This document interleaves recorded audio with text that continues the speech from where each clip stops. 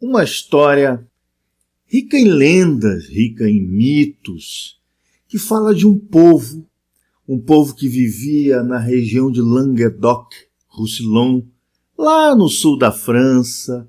E essa história começou a ficar muito famosa, começou a ter muita divulgação com o lançamento do livro do Dan Brown, do Código da Vinci, uma religião diferente que foi morta, espezinhada, também por uma cruzada. Uma cruzada que quase ninguém conhece, que são as cruzadas albigenses. Olá, pessoal! Aqui quem fala é Ailton do Amaral, com mais um vídeo para vocês. Dessa vez eu vou falar do catarismo.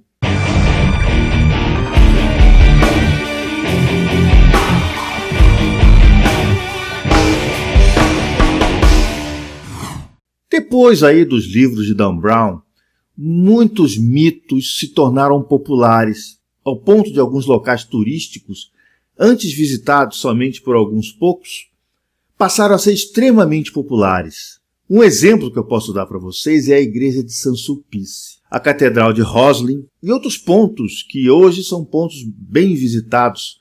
Tudo isso porque um best-seller, um livro, despertou nas pessoas esse interesse de ir nesse local. Pessoas que leem alguns livros confundem ficção com realidade. Os livros de Dan Brown são livros de ficção. É claro que toda ficção ela tem um pouco de realidade, que é para dar um pouco de credibilidade a essa ficção e para também ajudar no enredo da história.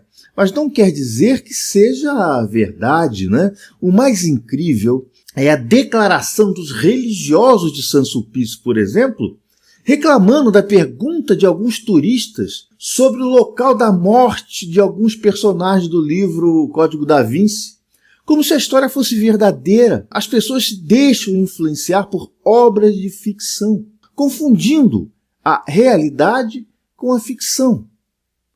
E uma religião que se tornou muito conhecida, principalmente do mito de Maria Madalena, né, da história de que Maria Madalena foi a esposa de Jesus, né, é uma história com E, não é uma história com H-I, porque não há provas. E o livro baseou sua história, baseou seu enredo em cima de uma possibilidade, talvez, em cima de um mito, talvez. Né? Quem sabe? Não se sabe. Né? Não se sabe, ninguém sabe nada. Que, segundo o mito, Maria Madalena, após a morte de Jesus, ela foge com a sua prole, com seus filhos, e vai para o sul da França. E no sul da França também é fundada uma religião chamada catarismo, onde os cátaros eram as pessoas que professavam essa religião. E a gente tem, assim, história escrita dessa religião a partir do final aí do século XI, que era um povo que falava uma língua diferente, meio espanhol, meio francês, que tinha o nome de Languedoc, ou L'Occitane. E as diferenças dessa religião para a religião católica não param por aí. É uma região extremamente interessante, né? Os cátaros eram um tipo de cristãos. Eles tinham a crença, a religião escrita com muita coisa parecida com a religião cristã, mas só que professavam uma doutrina chamada doutrina cátara, que tinha algumas grandes diferenças em relação à crença católica vigente na época. O livro sagrado deles permanecia sendo aí o Novo Testamento. No entanto, Jesus Cristo não seria o Filho de Deus, mas apenas um grande profeta. E assim ele é considerado no islamismo, ele é considerado em outras religiões, menos o cristianismo, que o considera Deus ou Filho de Deus, no sentido de Filho de Deus, Filho mesmo. As cerimônias, por exemplo, da religião cátara era bem parecida com a ceia, né, de Jesus, ou seja, a hóstia no formato lá que os cristãos conhecem não era usada. Mas o pão repartido, igual a ceia original, que Cristo repartiu um pão comum. A distinção entre sexos também não existia. Quer dizer, ele tinha um padre feminino. Na religião católica há uma diferença muito grande do padre para a freira. A freira ela não pode ministrar sacramentos e o padre pode. Então a freira é só uma religiosa, né, que vive com a vida dedicada à religião, mas ela não tem direito a ministrar sacramentos, a rezar missas, etc. No catarismo não tinha essa distinção. Homens e mulheres poderiam ser sacerdotes com os mesmos direitos. Os cátaros eles eram extremamente inovadores. Para vocês terem uma ideia, uma crença principal do cátaro era o seguinte: nas igrejas, até hoje, se vocês forem em algumas igrejas no sul da França, vocês vão ver a figura do demônio na igreja. Por que a figura do demônio? Porque os cátaros consideravam o demônio como o administrador, como o governador do planeta Terra. Então eles cultuavam o demônio. Por quê? Porque os cátaros achavam que o inferno era aqui no planeta Terra. Um planeta cheio de provas e expiações como o nosso planeta só poderia ser guardado ou administrado pelo demônio. E Deus, ele vivia em um plano superior. Então, se você conseguisse sobreviver a esse mundo aqui, guardado, administrado pelo demônio, e você morresse exercendo, fazendo boas ações, sendo um bom crente, você iria para o reino de Deus. Aí sim que você estaria sob a administração, sob o jugo direto de Deus. Vocês imaginam quando o Vaticano, na época, soube da existência dessa religião que cultuava, entre aspas, o demônio. Vocês então podem deduzir a quantidade imensa de inimigos que esse povo, que essa comunidade do sul da França amealhou. Com todas essas diferenças, os cátaros não reconheciam nem a autoridade do Papa, não reconheciam a autoridade dos bispos. Eles tinham sacerdotes especiais. E esses sacerdotes, esse povo, eles eram divididos em mais ou menos 3 níveis. Eles eram os perfeitos, os crentes e os ouvintes. Os perfeitos eram aqueles membros que praticavam o celibato, viviam em oração e quase que em jejum permanente.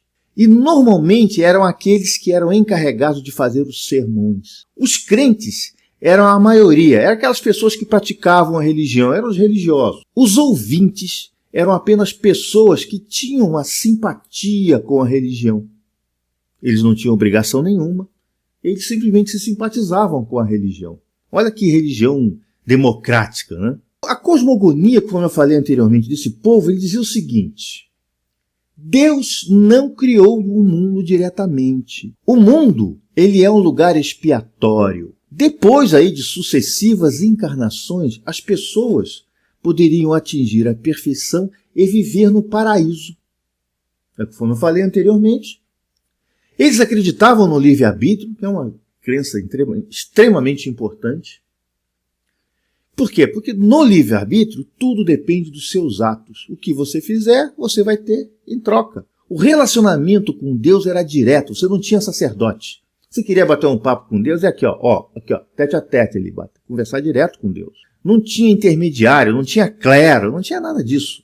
Vocês até podem notar alguma semelhança aí com algumas crenças de hoje em dia, né, islamismo, até o próprio espiritismo aqui nessa versão nacional nossa, kardecista.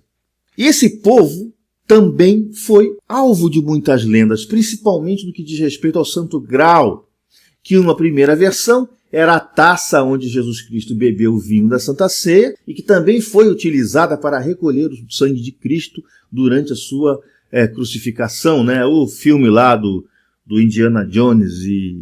Indiana Jones e o que mesmo? Não me lembro, gente, eu sou ruim de memória. O filme do Indiana Jones que fala que a pessoa que bebe lá do cálice tem cura porque o sangue sagrado de Jesus caiu nesse cálice. Essa é uma versão.